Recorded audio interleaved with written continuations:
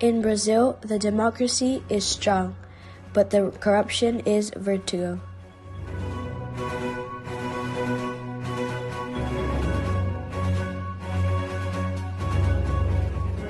After being controlled by the biggest corrupted liar in Brazil history, Luiz Inácio Lula da Silva, and his gang of thugs. Today, Brazil is governed by the Democrat, honest, humble, and brave Jair Bolsonaro, with both his military and technical ministers and the support of his good citizens.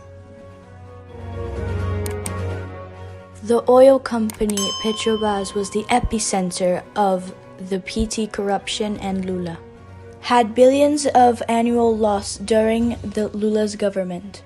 In 2019, during Bolsonaro's demand, the company had billions of dollars gained because they took out all of the corrupted workers that robbed the company under the order of the corrupted government of Dilma and Lula.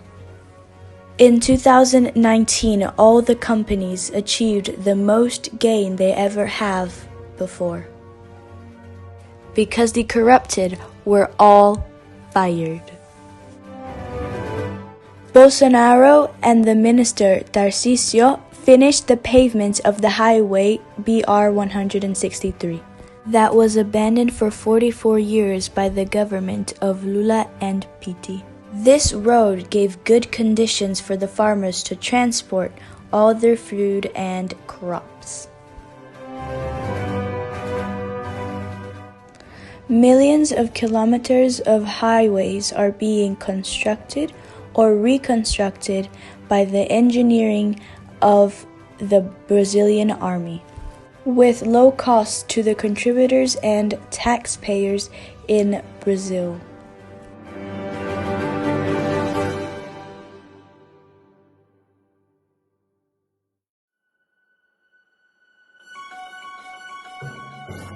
The construction of the bridge that connects both Brazil and Paraguay is also being completed very quickly, which was also abandoned by the PT. The transposition of the river São Francisco to Ceará was also abandoned by the government of Lula.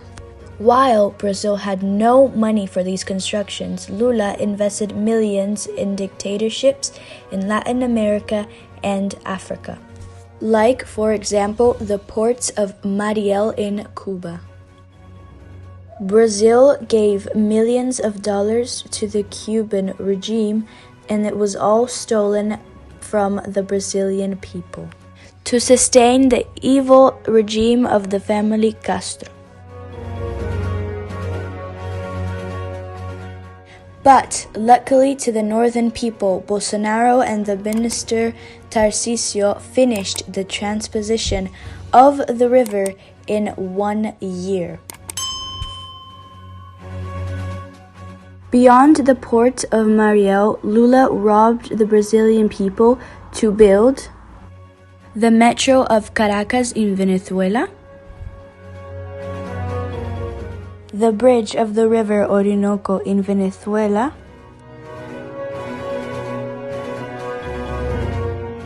dam in Moamba in Mozambique,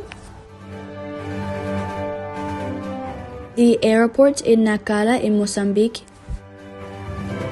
the hydroelectric of Tumarin in Nicaragua,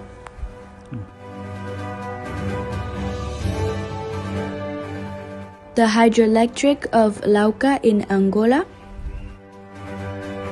highway from Luanda to Quimfangondo,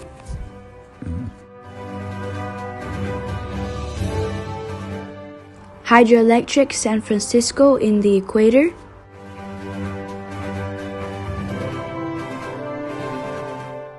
hydroelectric Manduriaco in the equator,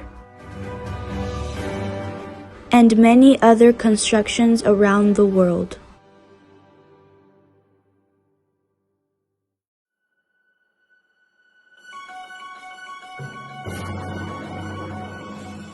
Lula was getting briberies by these investments, and what he used to send money to these countries was the National Bank of Disinvolvement.